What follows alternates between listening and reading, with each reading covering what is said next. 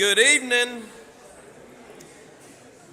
My name is Jonathan Wagner. For those of you who don't know me, I'm a pastor here at Covenant Presbyterian Church, and it is my distinct privilege to be able to welcome you and to introduce our speaker this evening. Those of you who attend Covenant know Dr. Jason Maljars, who is a member here and who is a deacon here.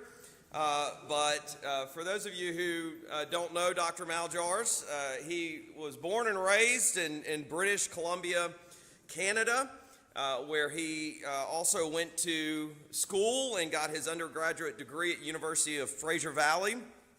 And he ended up going to the West Indies to go to medical school at St. George's University.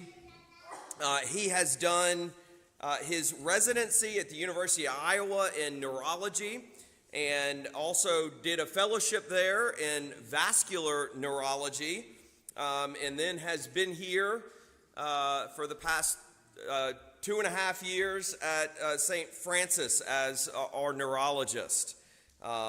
He is a wonderful, godly man, and I have really enjoyed over the past few years getting to know Dr. Maljars and having conversations about brain health. So we're so pleased that he's here with us, speaking to us tonight.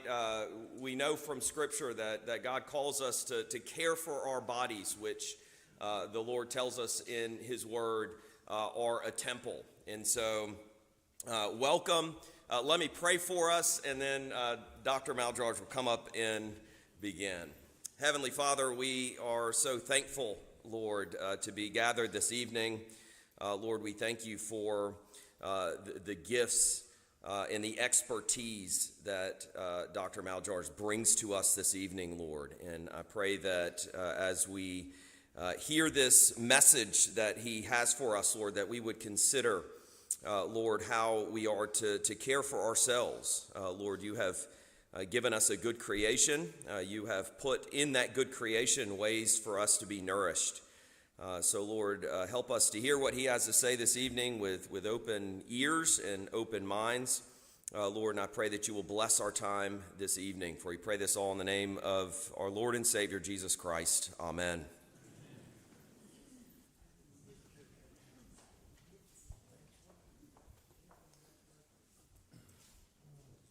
Thank you, Pastor Jonathan. All right, thank you very much for being here. It is a privilege to be able to speak to you tonight about this particular passion of mine. So I do want to thank Covenant for the opportunity, and also want to thank Anne Lockhart for encouraging me to do this. And she suggested that this would be a gift that I could give to the congregation. I thought that was a wonderful way to portray it. So am I getting feedback? Are we okay? We're good. Okay. All right. So I'm going to talk obviously about dementia, what it is, why it happens, how we can sort of affect our risk, change our risk of developing dementia. I'm going to talk about some definitions. What is dementia? What's Alzheimer's? What's the difference? How are they related? And then some mechanisms about why this happens to us, why does this happen to some people and not others, and then again some sort of practical things. I'm going to actually have a handout that I can leave you with when we leave. I didn't give it to you beforehand so you wouldn't be distracted by reading it, but that's right there. But I'll make sure I hand that out to you at the end, which will have most of what I'm going to talk about summarized and some more additional practical things that we can do. This is really targeted towards prevention. As for reasons I'm going to explain in a minute, it's very difficult, as you all know, it's very difficult to turn dementia around, and it very rarely happens. There's no particular cure. So this is mostly targeted on prevention and mostly nutrition. So there's all kinds of factors, there's much that we could say, but we'll focus a lot on nutrition this evening. A couple things I want to say, just because I have the opportunity here to be in this particular context. I want to just talk about the brain briefly for a second. So you could pull up, I have a picture of a brain in case anybody doesn't know what it looks like. So our brains, when we look at around the world, it's a privilege to be able to look at creation and see how God is reflecting himself back, reflecting himself to us through creation. So it might be, the spiral shape of a galaxy being the same spiral shape as the bottom of a pine cone, or the beauty of a sunset, or other things like that. And the human brain is no exception to just an endless source of interest of how amazing God is as a creator. The brain, unlike any other organ, is obviously what we require to be conscious, to be aware, to be engaged, and to have relationships. And of course, the most important relationship in our life is our relationship with the Lord. And so our brains actually, of course, kind of are the medium for that, if you will, or perhaps not the right way to say it, but our brains are involved in relationships. So a couple fun facts about the brain, I think, just because. This is not related to dementia. This is just a brief aside, if you will tolerate it. The way that our brains are designed, basically, the way that they're defaulted when we're born, as we grow up, they're defaulted to self-preservation. So our brains, we can study with neuroscience. We can show that our brains are basically firing in a way that sort of promotes self at the expense of others, and sort of there's something called a fear response. So we have this sort of fear, and so we go through the world with this self-preservation sort of mode in our brain, and that's actually literally and physically an unhealthy thing. So that actually leads to low-level inflammation, which leads to aging and various other disease states, and it's basically a terminal condition. So that's how our brains are currently firing. That's, if you will, that's like the neuroscience of original sin, essentially. Now, what we also know from neuroscience is that when we genuinely believe in a loving God, that starts to change. The way our brains start to fire changes, and the circuits that are involved with relationships and how we kind of engage the world around us move towards focusing on others, compassion, love, essentially. So it's just, I say this just to point out that our brains, as we study them more and more, we learn that they just reflect God's design and the human condition, which is very fascinating. We also have, two halves of the brain. We know that the left half controls the right side of the body and vice versa. But also the left side of our brain is very linear, logical, very language-based, very practical, and cares a lot about facts and being correct. And some people are, very left-brained, so to speak. And then the right brain is more about compassion and empathy and bigger picture and creativity and music and that sort of thing.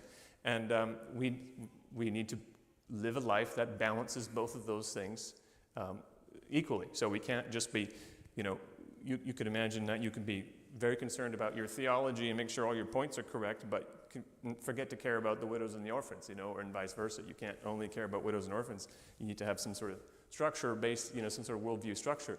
So it's just interesting things that I wanted to share with you, just to kind of appreciate the beauty of creation and the brains that we are carrying around with us. All right.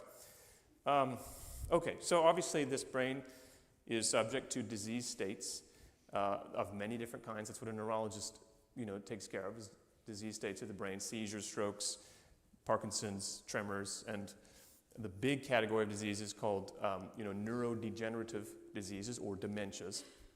So dementia is, by definition, what is dementia? What's the difference between dementia and Alzheimer's? So dementia is, by definition, when our cognition, so our brain's ability to remember things, or to plan, or to make a good decision, or to navigate through space, or all these sort of things, this higher level thinking, when that starts to deteriorate to a level where we no longer can do what we want to do or what we used to do. So it might be you no longer are safe to drive, or perhaps you're not able to be responsible for your financial decisions or something like that.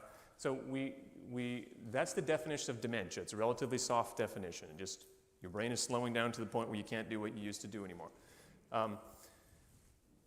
Alzheimer's is the most common form of dementia. So if you imagine dementia as an umbrella term, 70% of all cases of dementia are Alzheimer's, and the remaining 30% are things like frontotemporal dementia or Parkinson's disease dementia, Lewy body dementia, other forms.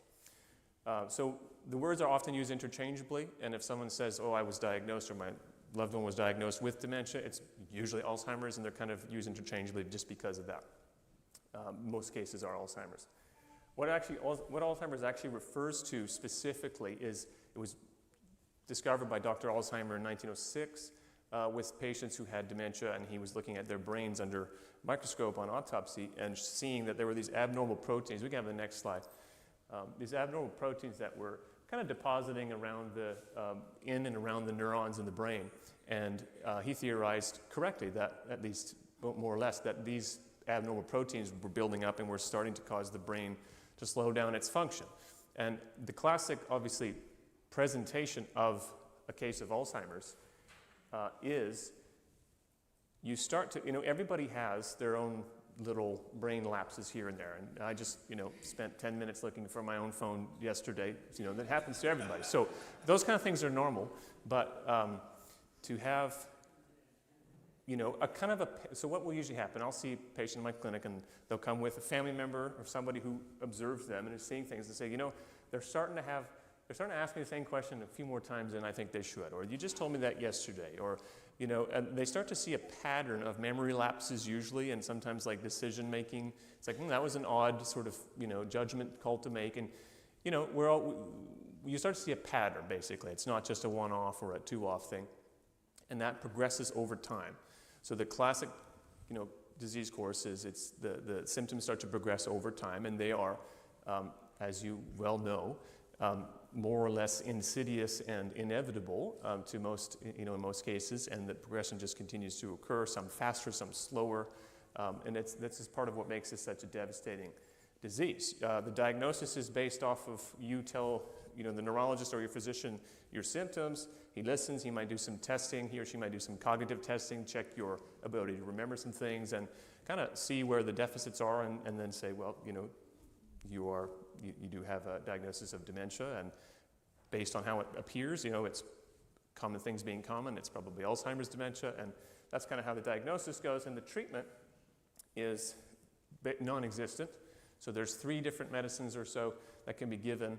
None of them do anything, but they are given because there's nothing else that you can do. So as a physician, you sort of, you want to try to do something, but they really don't do anything. These pills that you take, and sometimes they make people worse. Actually, there's a couple new medicines that have been bought out on the market recently that you may have heard of. Infusions, very expensive, and I'll talk a little bit about those. But they are also not nearly as effective as they are advertised to be. Like the definition of success is not you stop getting worse or you get better. The definition of success is that you still get worse, just a little bit less quickly than the folks who took the placebo, the non-medicine. So a very bleak outlook, a very devastating diagnosis, and this is to say nothing. There's much to be said about what it's like to be, and I don't know this firsthand, the caregiver, right? So first it becomes very difficult for everybody involved, including the person who's suffering, but eventually that person often loses their, at least as far as we can tell, their ability to kind of know what's going on. But the caregivers slowly lose their loved one, and there's not really even a day or a time where they can say that they lost their loved one. That's why this is such a devastating thing. And so, okay. There's millions of cases, tens of millions of cases of this in the United States, and this is increasing because we have an aging population. The risk of Alzheimer's, of course, increases with age. And as we'll get into in details here, the risk of our lifestyles do increase our risk. So that's one of the key points I want to drive home this evening, is that there are things we can do that can lower our risk, not necessarily make it zero, but can lower our risk. Okay. Why is there no cure? Well, a couple things. Let's have the next slide for a second. And one more click. Okay. So this is key point number 1 is this is the timeline. Dementia's on the end. So when a patient walks into a neurologist's office and has these symptoms that I've described, they're on the very end, the very right-hand side of this continuum here. pathology has been building in their brain for 30 years, 20 to 30 years. So that's key point number one, is that by the time your symptoms show up, you have had pathology building in your brain for 20 to 30 years. So when I see this person come into my office, I know I'm dealing with a 20 to 30-year-old's problem.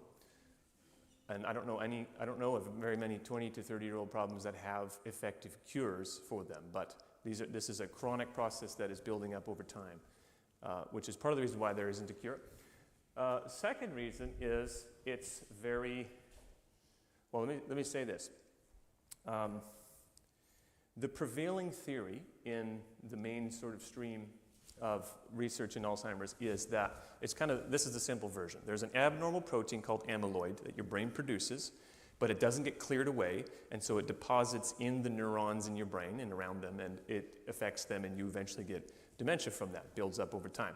So if the solution then, the cure, the magic bullet then would be, if we could just remove that amyloid with the drug, then the problem would be solved. And a couple things are very wrong with that problem. First of all, it takes the approach that we often take in Western and especially American medicine, which is not asking the obvious question, which is why is it building up in the first place? We're treating at the very tail end of this 30-year problem. So of course we're not going to be able to, there's never going to be a single pharmaceutical option that will cure Alzheimer's. That is my personal opinion. Hopefully I'm mistaken, obviously. The other problem with the amyloid theory is that this won't surprise you anymore, I think, given what you've seen in the last 5 years, but it's just rife with fraud. So in the last 3 years, there were 6 major papers retracted from two major scientific journals that were retracted. They were research that drove the amyloid theory, that drove $250 million worth of funding into pharmaceutical options, and they were fraudulent. So they were retracted and ultimately found after years-long investigations to have been fabricated results. We're talking the president of Stanford University was responsible for 4 of those, and the University of Minnesota was responsible for 1 of them. So that's another aspect of the picture.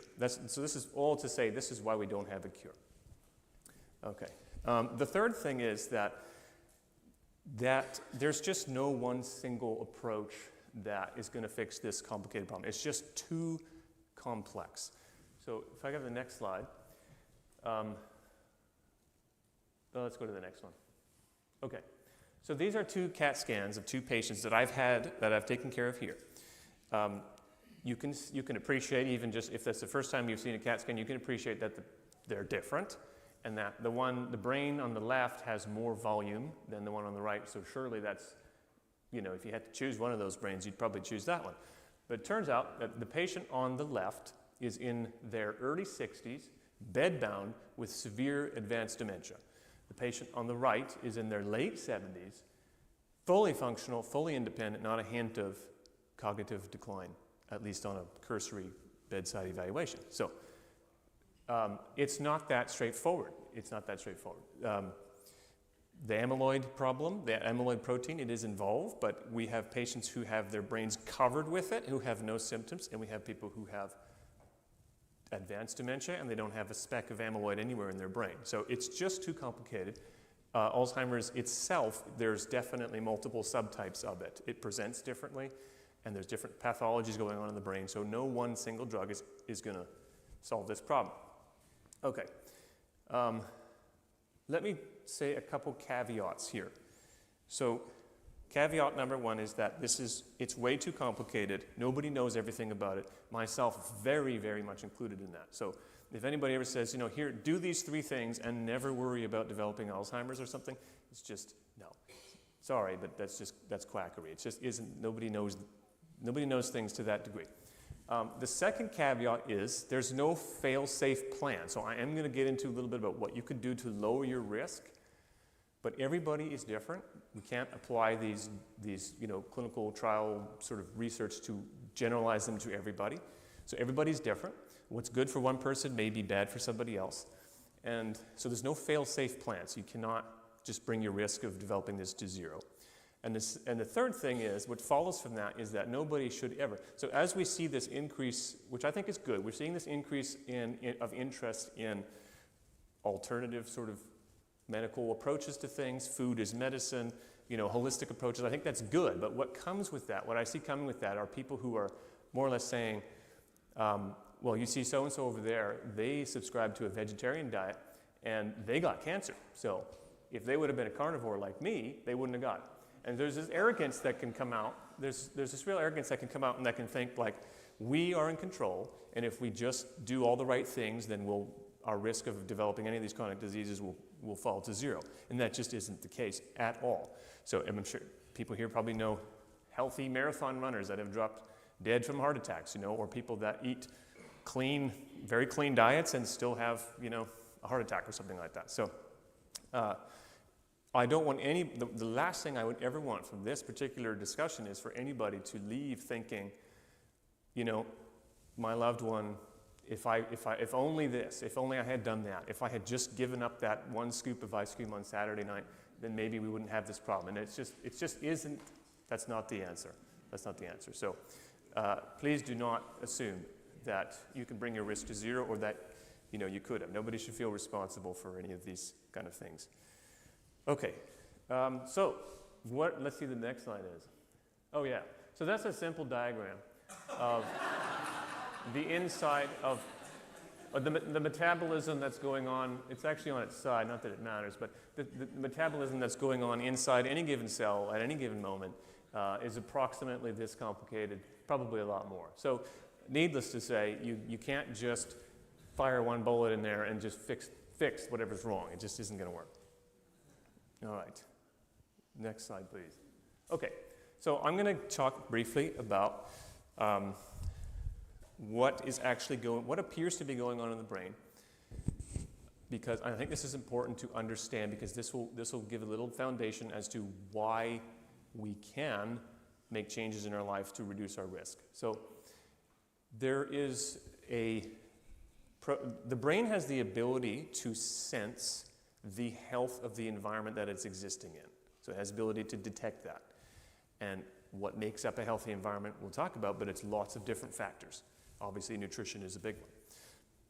And if things are more or less optimal, that little sensor, that little protein will encourage the brain to thrive and flourish. It's time, things are good, we're flush with cash, so to speak. Let's invest, let's grow, let's build, make new connections, etc.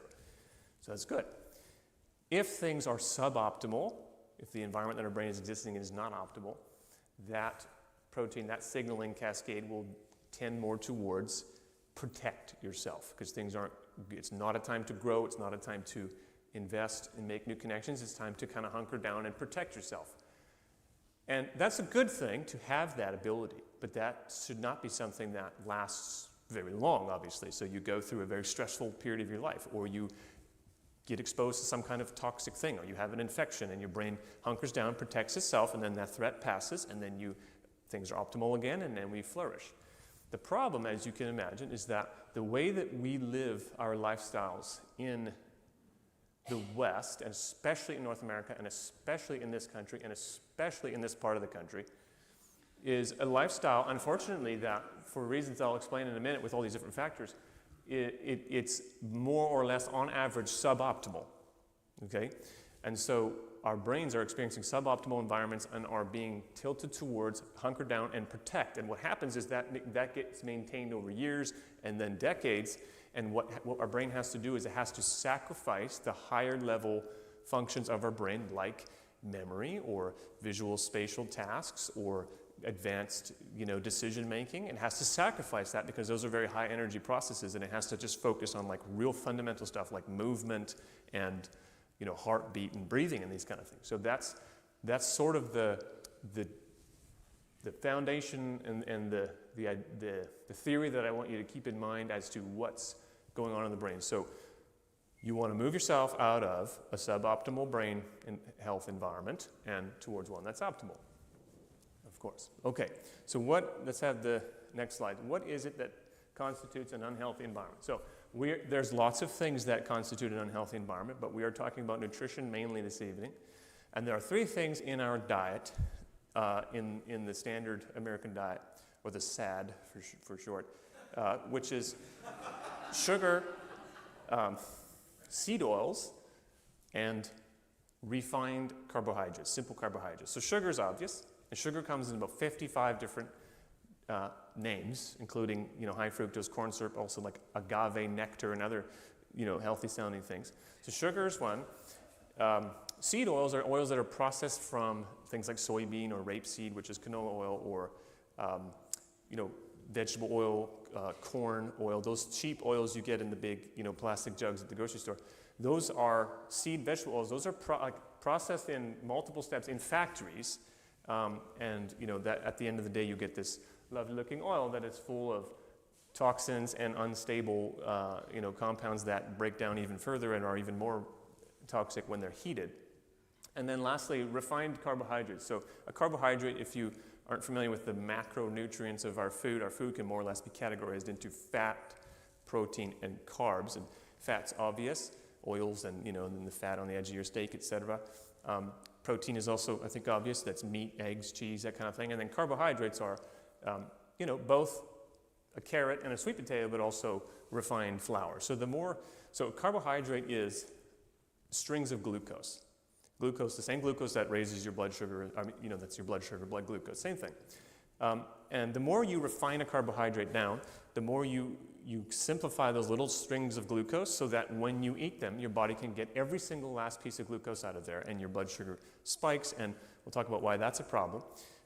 And also that's why when you eat a sweet potato or a carrot, for example, the glucose is in branches and more complex sort of strands. It's not just little simple 3 or 4 in a string. That's what fiber is. And your body doesn't break that down as quickly. It doesn't extract all the glucose out of there. And then ultra-processed food is basically all 3 of those things mashed together into some sort of food stuff. This is the stuff you get in a package with 17 ingredients and a shelf life of as many years, probably.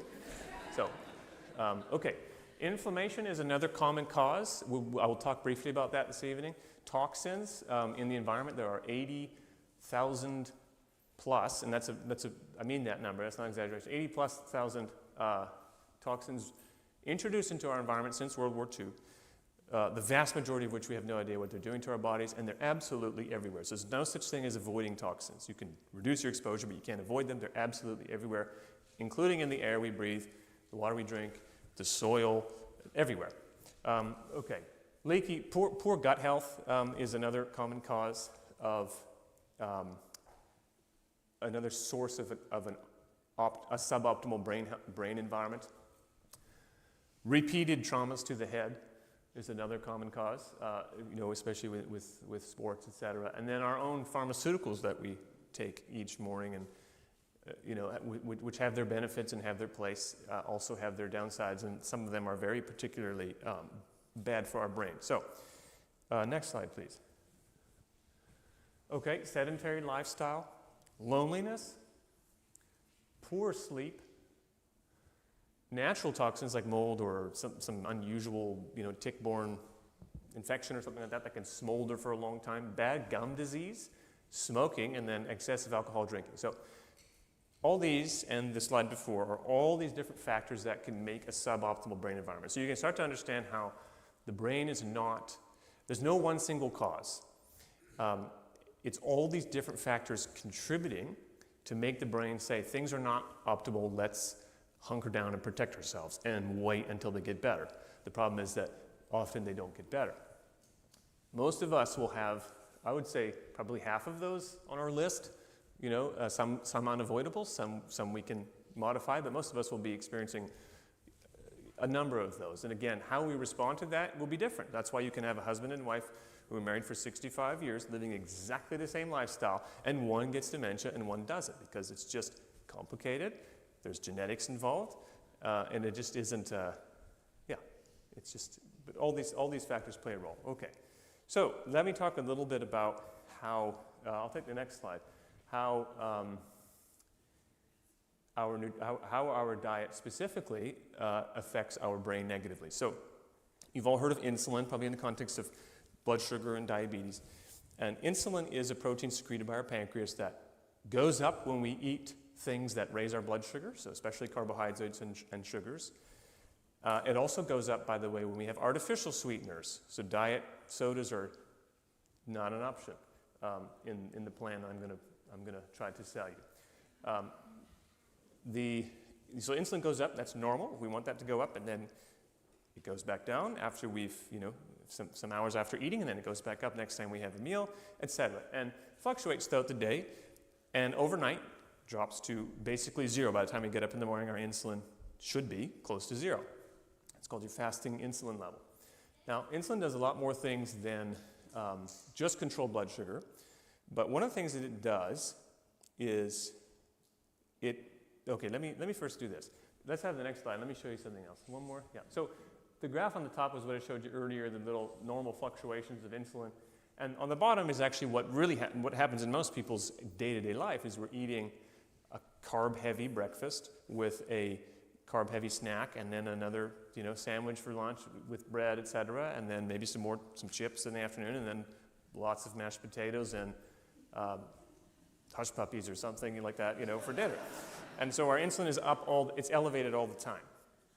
Okay, our body develops resistance to that. So basically, it's like if you heard a little beeping noise in the background, the first time you heard it, you would answer it and you would deal with it. But if it was always there all the time, day in, day out, you would totally ignore it after a while. And that's what your body does with insulin. It has this constant signal all the time. After a while, it just stops caring. It does not respond.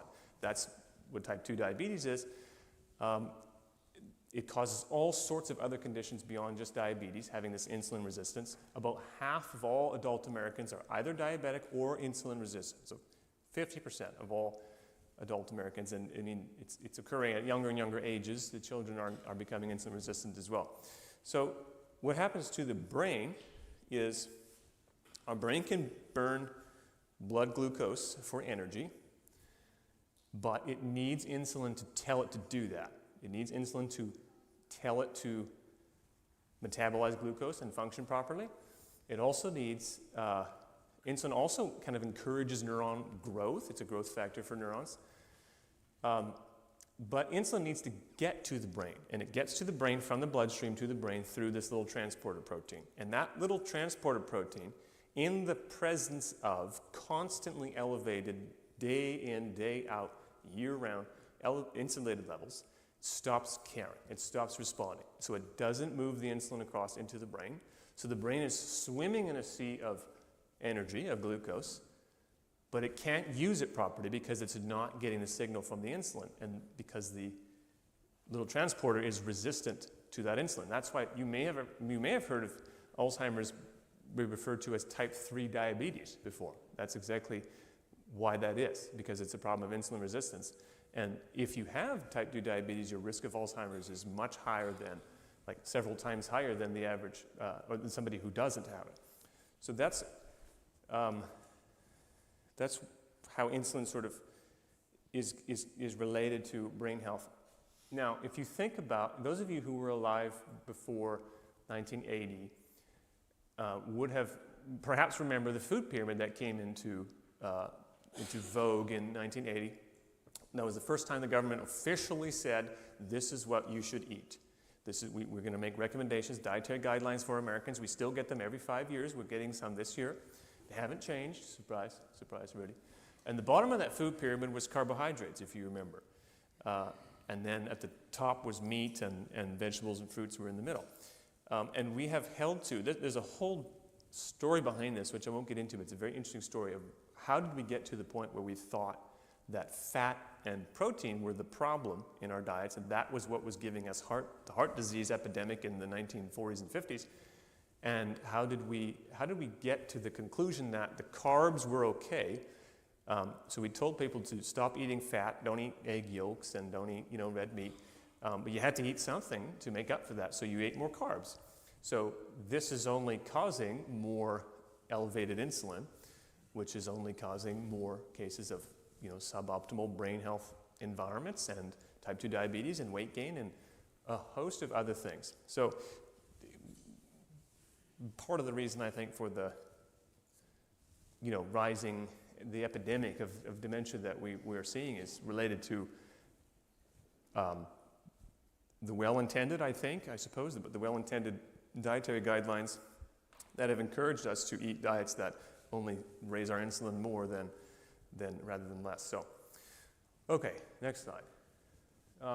Just a little visual of, on the left is a little graph of how your insulin spikes depending on what you eat. So the top is carbohydrates, so that would be like eating a bowl of Cheerios or something, which incidentally has the American Heart Association check mark on it, which is just totally insane. Protein raises your insulin somewhat, but not nearly as much, and fat doesn't really raise it much at all. So when you eat a diet that is, we'll get into this a bit more later, but when you eat a diet that has few carbs in it, few to no carbs, and you eat mostly fats and proteins, or complex carbs like vegetables, like non-starchy vegetables, then you don't have nearly the insulin spike that you get. But of course, if you think about, as I'm sure you are now, about what you eat on the average day, you're eating almost every time you eat something. It's, well, that's maybe not be true, but let's say this. Multiple times a day, we're eating things that are really spiking our blood sugar, which really spikes our insulin. And that's a problem over time. Okay, next slide, please. And that's just a short list of things that insulin resistance can be associated with. And so things that I'm going to recommend that we do are going to benefit not just brain health, but whole body health in general. So you everything from weight loss to reduced stroke and heart attack risk and the reduced risk of these things. Just one, you may be thinking, and I will address this question, but you may be thinking, well, what am I going to eat and where am I going to shop and what city do I have to now travel to get my groceries? But you don't have, don't worry, you don't have to go out of town for this. But this is 70% of the grocery store. So 70% of the grocery store will have either sugar or seed oil or refined carb or all three. I'll give you some pointers about what to eat. Okay, next slide. The inflammation is just another thing that I'll briefly mention because it's so common. Having high blood sugar, like we often have, too high all the time, even if we don't have diabetes, leads to a buildup of, we have too much glucose around, especially in our brain. Like I said, we're swimming, water everywhere, but not a drop to drink because we're not getting the insulin signal. The glucose starts to stick itself to proteins. It starts to, and we form what's called advanced glycation end products, another great acronym. And they need to be cleared out by the inflammatory cells in the brain, which that's a good thing that we have those cells doing that. But again, this is something that they have to do all day, every day, all the time, for years. And that inflammatory process of clearing these AGEs out of the brain is bad for the brain on a chronic basis. That's a common source of chronic inflammation. We also have inflammation from eating too much unhealthy fat, mostly through our seed oils. Those oils that don't occur in nature, they have to be processed in a factory. They're very high in omega-6 fatty acids. It doesn't really matter if you understand. Lipidology is a vastly complicated subject that I know almost nothing about, but omega-6 fatty acids are very high level in our diets. Our diets, we should have about a 4-to-1 ratio of 6-to-3 in our diet, and we have about a 4-to-1, and we have a 25-to-1 ratio in our average diet of omega-6. And omega-6 fatty acids are very inflammatory. The plaque buildup process that we have in our arteries in our neck, in our brain, in our heart, etc., is an inflammatory process at the bottom. So there are other sources of inflammation, leaky gut syndrome from various, proton pump inhibitors or NSAID use or, just a suboptimal diet. There's different causes of inflammation, but it's something that we can address. It's something that with changing our diet we can actually address. There is a genetic component I will briefly mention. There's a couple different genes, the ApoE genes you may have heard of, where some people have a higher risk of developing dementia. So there's definitely a genetic component. That's why you can have two people in the same lifestyle having one has dementia, one doesn't. There's definitely a genetic component as well. There's other genes involved, but we'll move on for the sake of the time. Okay, so what is the next slide? What do we do? So what do we do with this looming, epidemic? It's not a looming, it's a real epidemic, and it looms over the heads of many people. I mean, many people have, in this very congregation, have come up to me in the hallway and said things to the effect of, we're worried. A lot of us who are, middle-aged and elderly are worried about this. What do we do? Do we get tested or like what can we do? And so many people are living just in this fear of, obviously, it's a very natural fear of developing dementia and not having any sense of what to do. You just wait and kind of hope that you don't get it, and if you do, get your affairs in order as quickly as you can, because you know what's coming. It's a terrible fear to live under. So again, what I'm going to suggest is some things that we could do to lower our risk, not make it zero, but to lower our risk. Some practical things. Okay, we're going to not hope in the pharmaceutical companies to save us. It could be that one day a certain medication in conjunction with lifestyle changes or something will be helpful, but no single medicine, for the reasons we talked about, this multifactorial 30-year-long process, no single medication is just going to reverse that and cure that. That just isn't going to happen. We're going to try to address as many of the factors in each person's life. And what I'm saying to you here is more or less exactly what I say to when I see patients in my clinic. It's almost exactly the same thing. It's like, you can spend 25 grand and go to a clinic in Florida and get all these special tests and get a very personalized approach, and that's great if you want to do that. And I'm all for that sort of thing. But obviously, that's not accessible to everybody. So we're going to try to address as many of these different factors that are all contributing to a suboptimal brain environment as much as we can, so that we can shift our brain over to things are optimal. Let's flourish and let's think better and let's make new connections, etc. Okay, we're going to try to take away what is bad in our environment and give to our brain what is good, what it needs. All right, next slide. Okay, so this should send like a shock of, no, don't. I'm hoping this is now making you think that that's not as healthy as you might have once thought it was. Maybe even like an hour ago. You might have thought that was just the perfect meal. And most of the medical association websites and et cetera will tell you that this isn't an ideal breakfast. But the problem is, we've got granola, which is not the worst thing you could eat, but it's carbohydrates, and they're more complex, fair enough. There's oatmeal, raisins, which are soaked in sugar, and then there's bananas, there's honey, some more carbs and more sugar, and then orange juice. The best thing on there probably is the almonds, definitely almonds. The problem with, this again, this is what you would think, is that because we have been told that for 50 years or more, that this is the ideal breakfast in the morning. But it's very carb heavy, it's very high in sugar. It's going to spike our insulin, it's going to spike our blood sugar and our insulin, and that's going to lead to problems when it's maintained over time. So just a quick note on fruit juices.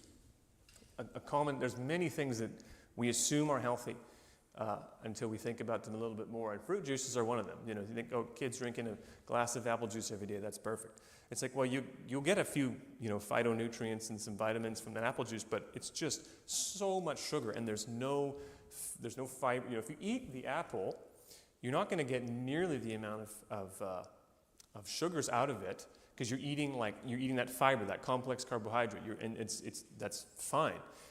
To make a glass of apple juice, that's like 10 apples, So try to eat 10 apples in one sitting. You can't do it because. So that's why fruit juices are a problem. So next slide. That is more like it. Okay. So and this is in certain environments, certain medical associations, to advocate this sort of thing for breakfast would bring retribution of some kind, I'm sure.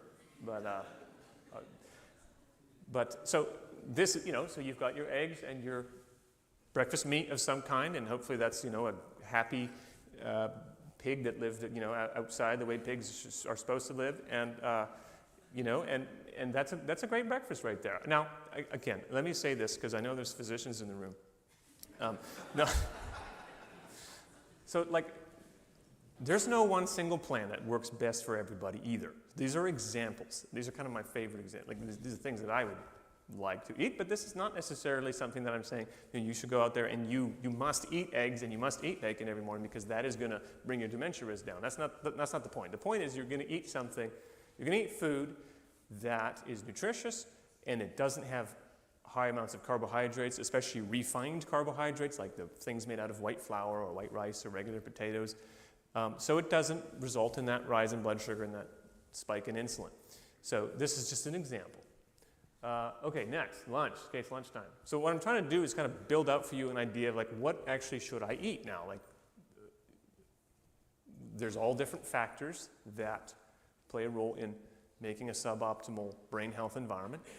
We can address them all, of course, in this short period of time. I do have some more things that I have mentioned on this little handout that I'm going to give you about some of the other causes that we can address. But with a focus on nutrition, because that's the lowest hanging fruit, I want to get a sense for you, like, what should I eat? What should I be thinking about? So obviously low carb, not necessarily zero carb, but low carb at minimal sugar and preferably no seed oils ever is kind of what we're going for here. So this, you might think, well, that looks perfect. There's some green stuff in there and there's some red stuff in there. And surely this is a great option. But I would look at that and I would say, well, that bread looks very store-bought and is going to be very high in sugar, which is why store-bought bread lasts so long on your counter compared to homemade bread. And it's going to be full of preservatives, so it's full of toxins. The deli meat is not a good option. It's got, again, lots of different preservatives and different things in it. It's not just, a piece of meat taken directly from an animal. It's very highly processed. The tomato is probably okay. The cheese is probably what's called American cheese, which is a great, I'm from Canada. There's certain cultural experiences that I still have living in the U.S. I've been in here for like 9 years. And American cheese is just so perfectly named. It's just because it isn't cheese, but it by all appearances, it is cheese. So it's like really good at being something that it just isn't. So it's just so well named, so well named. So this is not a good option. So let's see what else. Okay, look at that. So that is a grilled chicken salad with an avocado, and it's dressed not with a cup and a half of ranch, because just because you're eating leaves doesn't give you the excuse to then go to town on the dressing, because the dressing is made out of soybean oil. That's why. That's why. If you made the real ranch out of buttermilk and all that kind of stuff, great. But if you're drinking, part of the bottle of the soybean oil, that is not ideal. So this would be an example of a healthy lunch. You dress it with olive oil or avocado oil or some kind of, or a balsamic vinaigrette, something like that. And by the way, when it comes to eating oils, so that may be a question you have. Well, if you can't have all those seed and vegetable oils, and what kind of oils are good? Oils that exist in nature, like the way that they just, if you take olives and you squeeze them, oil comes out. That's good. That's great. If you take soybeans and you squeeze them, like nothing, they just go flying everywhere. Nothing happens. You need a factory to make oil out of soybeans. Same thing with avocados. Same thing with coconuts. So the production of the oil from avocados, olives, coconuts is very, very minimal to no processing. It's an oil that occurs in nature. And, let's look at dinner for a second. Okay, and I know I'm on thin ice here. I know I'm on thin ice. Bear with me, okay? I remember hearing a country song one time by a man with a southern accent, and he said something about how he liked his chicken fried. And he also said something about pecan, we say here, pecan pie and sweet tea and things like that. And it all sounds lovely, and that's a cultural thing. So you look at that and you think, like, there's going to be some very good people that put that together and are going to enjoy that. There are, so. But unfortunately, there's a lot wrong with this. So and I point this out just as how I think about things and how I think you could start to think about things a little bit too. So the problem is not the chicken itself. The problem is that it's fried in a seed oil, guaranteed. It's breaded and then fried. So it's that itself is a very toxic process. Very bad for your heart, very bad for your brain. Same thing with the fish on the bottom. The mashed potatoes on the top are, a simple carbohydrate, so you're going to be spiking your sugar and your insulin. And the French fries are, for obvious reasons, going to do the same thing, plus you get the seed oil with them. The coleslaw has a soybean-based dressing on it, I guarantee you. And the pork and beans, I don't know, it's maybe, there's macaroni salad, that's a lot of pasta, that's a lot of simple carbohydrate. So the corn is okay, and the pickles, I would say, the corn and the hot sauce. So, but this looks in a way appetizing, and this is this is a common meal that you might find. But this is now I know we're having Chick-fil-A in a couple of weeks at the conference, and that's fine. Like I don't want to, like it won't happen again, and I know that. But that's okay. Like I'm going to talk a little bit in a second, just some basic tips to kind of wrap things up. But one of them is that you do have to enjoy things every once in a while, okay? All right, so what would be an ideal dinner? Let's see. Okay, look at that. So we got a steak and a pork chop. We got deeply colored vegetables. We've got, dark leafy greens, and we've got olive oil to put on it. That's great. So I don't think there's a carbohydrate in sight, at least not a simple one. And there's no sugars.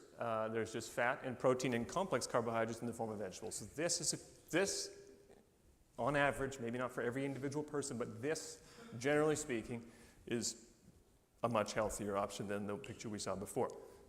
And it looks just as delicious, I would say. Okay. So what I tell people, what I try to tell my patients who are like, well, what do I eat and how do I begin and what do I do? What we're going for here is something called a modified ketogenic diet. So a ketogenic diet is basically a diet where you have very little carbohydrates and sugar intake. So what happens is you don't have a steady source of glucose coming in that will raise your blood glucose that your body will use for energy. You don't have that. So what your body does is it burns its own fat tissue in the form of ketone bodies, makes them into ketone bodies and uses those for energy. Your brain absolutely loves that. It will choose ketone bodies over glucose if given the choice. It loves it. That's why if you've ever tried like a serious ketogenic diet and you've gotten into ketosis, which is different than ketoacidosis, which you may have heard, which can happen with type 1 diabetics, it's a totally different thing. Your brain loves that. Often people feel like they can think more clearly and they just overall feel better. So what we're aiming for, if you want to, and I have this written down on the handout too, but is a modified ketogenic diet. I'm not advocating any one single, the Atkins diet or the carnivore or the vegetarian or whatever. The modified ketogenic diet is a manner of eating that involves very few carbs and sugars. Okay. What I tell people as well is two things. Okay, and this is so intuitive, especially as Christians. It's so intuitive that when you think about it for 2 seconds, it's like, yeah, that makes sense. We eat food, so we were created with everything that we needed right from the beginning. We were not created with this sort of, the more factories we can build to make the more processed food, the healthier we're going to become, obviously. And God said in Genesis, here's all the plants to eat, here's all the animals to eat. So we want to eat food from nature, produced in the way that nature intended.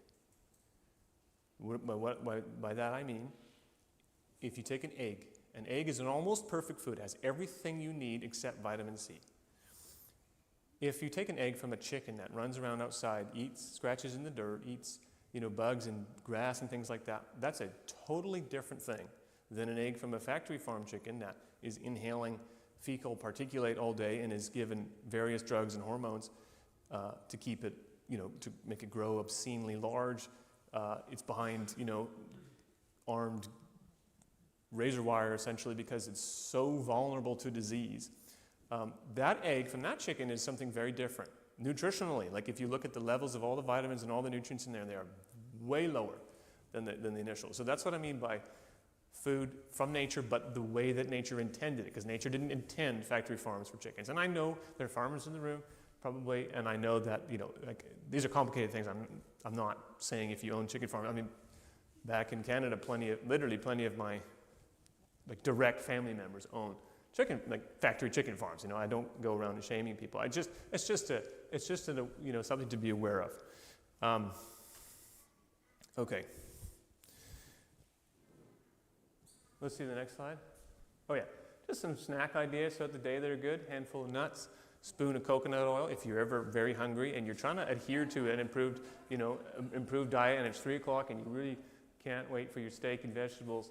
Take a spoon of coconut oil. You know, it's a very healthy oil. It's excellent for your brain. There was a study published a few years ago in the journal, the Neurology Journal, showing people who, one of the common tests I do for people who are struggling with cognition is to have them draw a clock. And this study, all they did was they took people, they had them draw a clock, people who had dementia, and then they gave them coconut oil every day. And they had them draw the clock again at 2 weeks and at 6 and at 8 weeks, and you could just see the clock coming together and, you know, improving itself just by doing nothing else than eating a spoon of coconut oil every day, because your brain really loves it. Dark chocolate, real chocolate, not the stuff that you get in, like the Hershey stuff, which is sugar and soybean oil and I think a bit of brown food coloring or something like that. But it's not chocolate, I know that. Berries are good, and there's all kinds of options. I'm going to give you a website that has some great recipe ideas. Okay, next slide.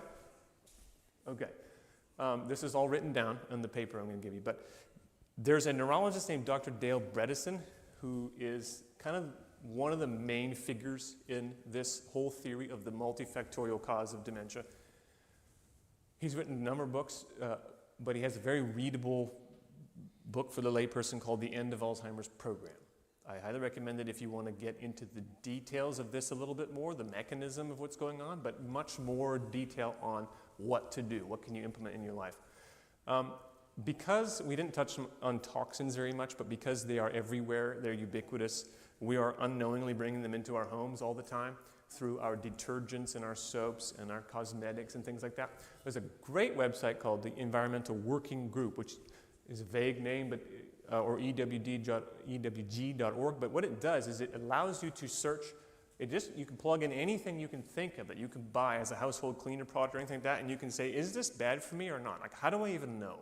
Plug it into this website. It'll say, yes, it's great, or it's kind of so-so, or it's terrible, and then you can, of course, look for healthier options. So it's a very useful way to find less toxic things that you can put in your house. You know, like scented, anything scented is almost always a very bad idea, especially those little things you plug in the wall that do a little scent every once in a while, and people with migraines, you know, it sets them off instantly.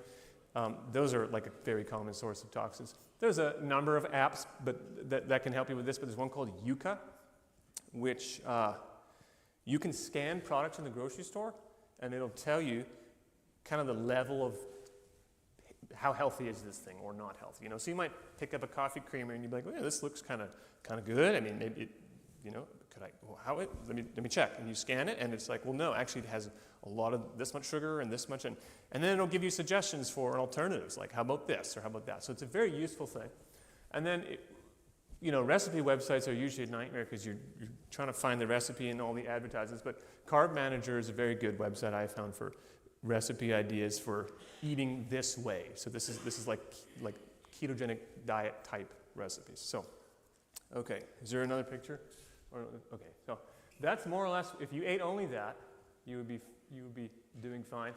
And if there's other things. Exercise is very important, and I haven't talked about that this evening, but I honestly think if you had no sugar or artificial sweeteners and you walked outside for 30 minutes every day briskly, your life would change. Like, that alone would just make a massive difference. So what we're trying to do is we're not trying to, I don't recommend that you say, okay, I'm going to make these radical, severely strict changes right now, because you can't maintain that. You just can't maintain that.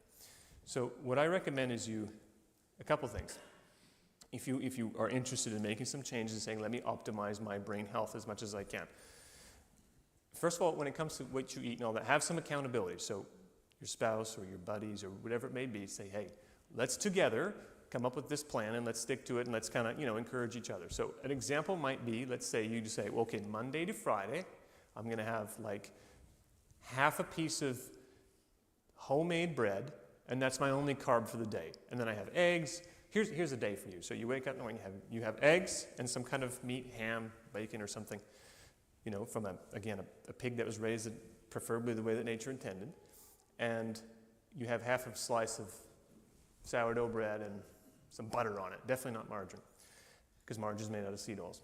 And that's your breakfast. And then for lunch, you have, maybe a piece of grilled chicken or some leafy greens with an olive oil-based dressing. And for dinner, you have a steak or a grilled chicken breast or a pork chop or something with a big pile of various colorful vegetables that you sauteed in coconut oil or olive oil or avocado oil or something like that. I mean, it's not that, that's good. I mean, that's an enjoyable meal plan, I would think. And your body will tell you, like literally your gut will tell you that what you're doing is good. Like you will notice, like if you really do this, that let's say you eat a lot of sugar throughout the day now and you sort of phase it out and you start to have like very little, you'll notice that like whereas before you could eat 3 chocolate chip cookies, now a single bite and you'll know right away this is not good for me. And your gut is literally communicating with your brain directly and telling you what you're doing is not good. So, and vice versa, if you eat something like that every day, each time you eat it, it will tell you what you did was good. And again, like Pastor Jonathan said earlier, we have a responsibility to care for our bodies. We don't know everything. I mean, we don't know. A lot of times we're consuming food that we have no idea is unhealthy for us because it was approved by the powers that be and, for whatever reason, and it's got the, the heart healthy check mark on it, stuff like that. We just don't know. So a lot of this is just, unaware. And that's what I'm trying to do. And I really appreciate the opportunity to do is to try to increase that awareness. Like how does what I eat actually affect my health and my brain? Okay. You should, as I alluded to earlier, I do think like a couple allowances. I don't think I finished my plan before, did I? So I said, okay, Monday to Friday. Okay, I gave you the days. Let's say that's your Monday to Friday. And then on Saturday, you have like a couple pancakes because you just love them and you want to have some good old maple syrup on them or something. That's go ahead, have that on Saturday. And maybe Sunday afternoon you have a little piece of, pecan pie or something like that because that's just what you love to do. Like here and there and do that and for 2 reasons. One is you can't maintain complete abstinence of some of these things. You just can't. It's just not doable. And the other thing is that at the end of the day, I would not want, like I think we have to, we have these little pleasures, these little things, and we should enjoy them. And I think that's fine to do that. It's the problem comes in when you are doing this every single day, right? So I think some allowances are okay. If there's anybody here that, is like most of what I've been talking about is focused on prevention. And I was thinking about this, and other physicians in the room can I'm sure relate. There's you feel just absolutely futile when you are seeing somebody in your clinical setting who has dementia. Like I said before, when someone comes to me, I hear the story and I think, yep, this is Alzheimer's. And I think, what's been going on in your brain has been going on for decades. Like, I cannot turn this around. Like, I just can't. And I really tried with the basic resources that I currently have available to me at my practice. I really tried. I had a good several dozen patients, and definitely some people improved. Some people had, I would say, better days, which is really, I think, what the goal should be. But if you have, someone that, a loved one that suffers from this, and you're probably thinking, well, what can we do? Like, you're talking about prevention, but what can I do to sort of treat? And the same approach is what I recommend for people who are suffering from dementia currently. But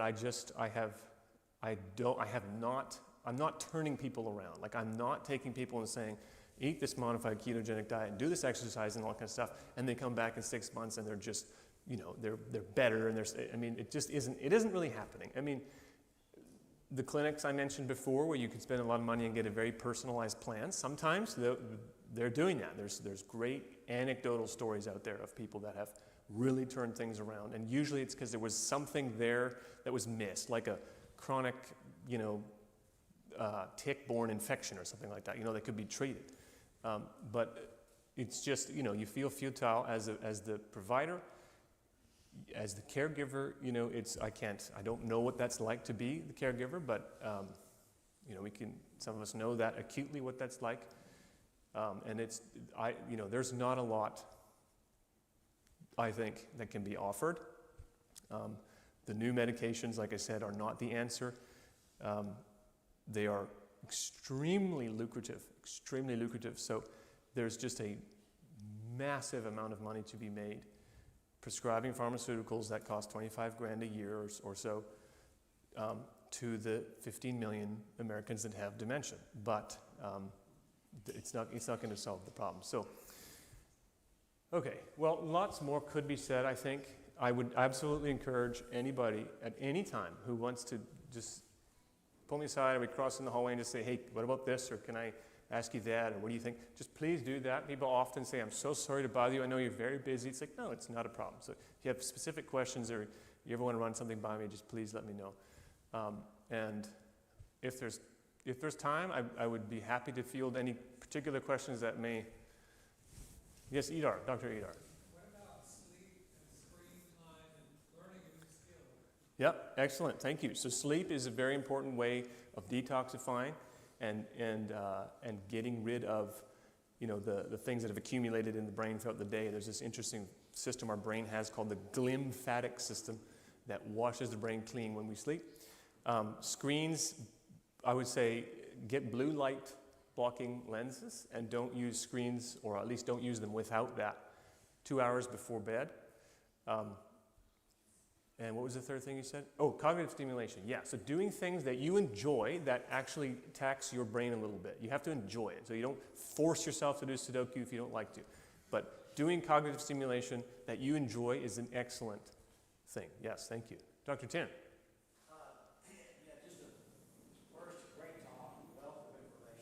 Thank you. I've got about 20 questions, but I'm going to try to narrow it down to a couple. Okay.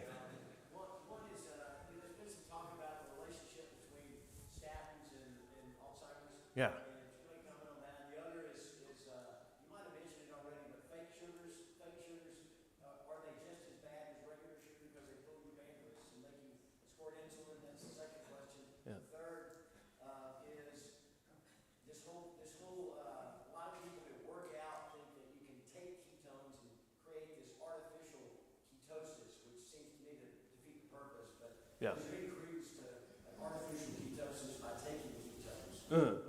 Okay. So first question, statins, the group of medications that are used to lower your cholesterol. So there's a lot of backstory to all that because cholesterol is extremely complicated. And cholesterol itself is not the problem, as you know. It's what's carrying in the blood. So we have the bad and the good cholesterol, etc. But even then, there's more complicated than that. So statins are, yes, they are related to cognitive impairment. They try to lower your LDL level, which is your bad cholesterol. But the problem is your LDL has multiple subtypes. So these are multiple different proteins that are carrying your cholesterol around in the blood, doing different things. And there's one type called small dense LDL, and that one is associated with heart attacks and strokes and plaque buildup, small dense.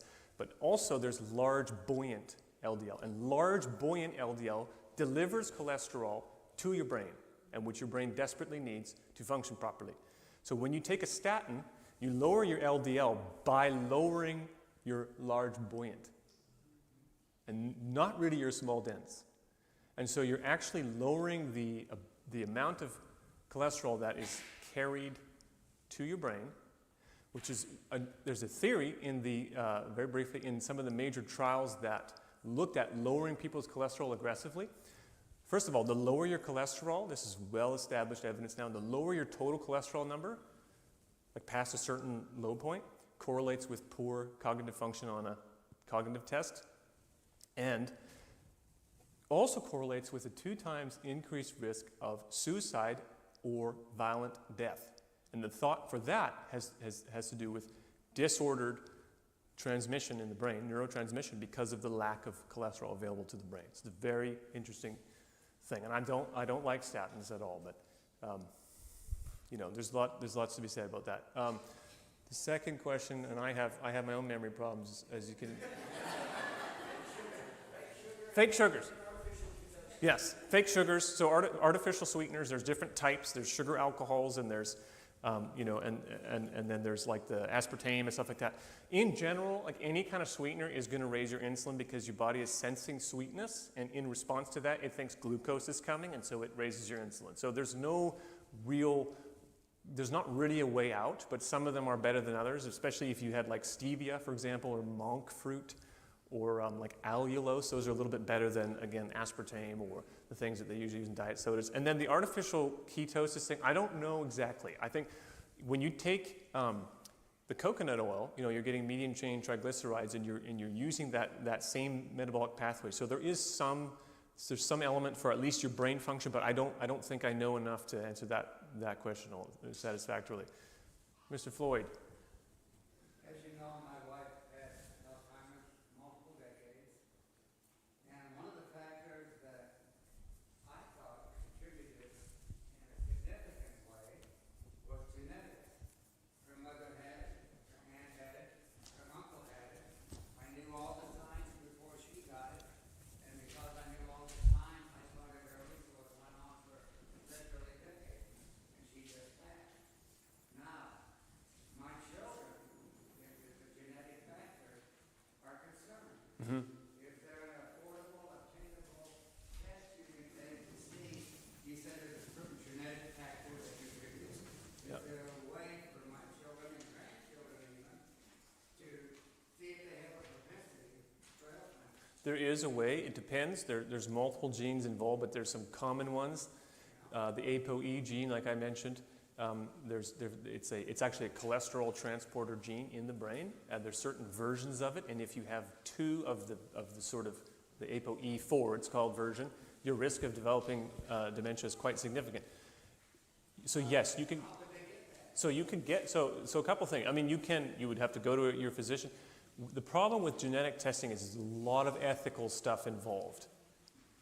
Because if, let's say, one child wants to get it and the other one doesn't, or you want your grandchildren to get it, but you don't want them to know, or, there's a lot of ethics involved. So the short answer to that is yes, you can get yourself checked for some of these genetic mutations that could suggest that you have an increased risk. The question is, you also have to know what you're going to do with that information. So are you going to do anything differently? Like, are you going to kind of allow yourself more of the unhealthy stuff if you're not, if you don't have that test positive? So you would start by just going to your physician, but I don't think very many physicians would want to run that test too quickly until you are, middle-aged or something, and checking it that way. I do check them sometimes on people, but again, you have to think about the ethical side and the will you do anything differently. Yes, sir. Are there any brain games that might challenge your brain, Wordle or crosswords, or are there any things that you can do that might be a little bit challenging, that might stimulate the brain? Yep. Any kind of like puzzle or problem-solving type game is a good idea. Anything that involves you having, the key is that it should be something that you enjoy doing. I know there's a lot of these resources. There's one that's on the tip of my tongue. It's called Brain Something, and it's like a whole host of different cognitive games. It's not, the evidence is a little bit debatable about whether it really reduces your risk or not, but to me that doesn't really matter. Like, if you enjoy doing a cognitively stimulating game, then do it, and it's not going to hurt you, that's for sure. So, but yeah, any kind of puzzle type thing, playing, music, if you're a musician, or learn, it might be hard to learn, later in life to learn a new musical instrument. Doing things with people as well. So if you're doing something like that with people, so you're socially engaged as well, that's also beneficial. Yes, sir.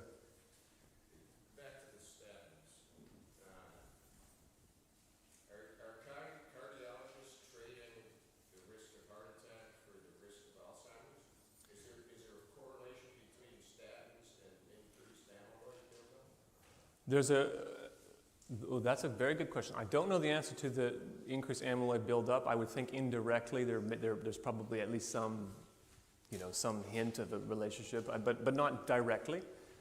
the way it seems to work is that cholesterol problem, like your brain's not getting enough cholesterol. But what most people are practicing, like everything I've told you, like not one of these things did I learn in my formal training. Not one.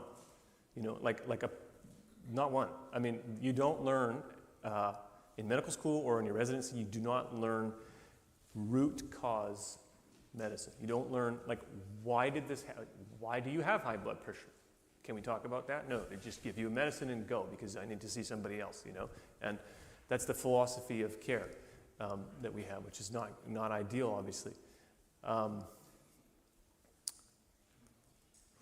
else was I going to tell you? Oh, so what most physicians are doing is, you have your medical association that you kind of work under, and you have guidelines. Like if someone has this condition and they are this old, etc., this is how you treat it. So you give statins to everybody who has an LDL over, 110 from the age of 30 and on. And that's just a guideline given to you. And if you want to question that, and it's not like the questions to that, it's not like the research that suggests that that's a bad idea. It's not like it doesn't exist. It exists. It's out there. I mean, you just go to any sort of medical literature resource and you can find tons of information that suggests that statins for people who eat, especially a low-carb diet, are not indicated. They're not doing anything. Just was a big review earlier, middle of last year or so, that looked at statins again over a long period of time and suggested that the reduction of risk for stroke, at least, was about 1%. Like your risk for stroke goes down by 1% by taking a statin for, I think, 10 years or something like that. So most of the time, why this is being prescribed is not that your cardiologist is thinking, I know that this is going to give you Alzheimer's, and I even know how it's going to do that, but I'm going to, and I'm not saying it's not guaranteed to do that, but increase your risk maybe. He's not doing that because he's not prescribing it to you regardless. He just doesn't know. He just doesn't know that because he's never been told. And he would not know that unless he went out of his way and did some of his own homework basically and try to figure that out. So most of this stuff is coming from just well-intended,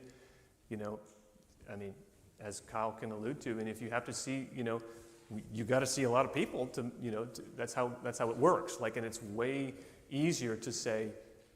The way the whole system is designed is to run people through quickly and you got to we give these prescriptions and not doing them out of any sort of sense of I know this has significant risk but I'm just going to do it anyways. I just don't know.